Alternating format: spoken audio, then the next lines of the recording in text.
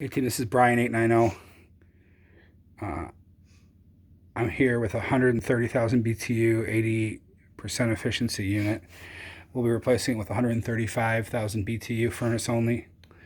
The access point is a normal sized door in a basement. There's no spatial concerns as far as getting it down here. We'll be putting the same size unit in, so I don't think there'll be any spatial concerns getting it in here. The bottom box is already set and built. I'll leave it up to the discretion of warehouse and you if you want to replace it or not. Everything else looks to be in pretty good shape. We were out here not too long ago installing an air conditioning unit, so we'll be putting that same size width unit in here. I'll get you all the way around.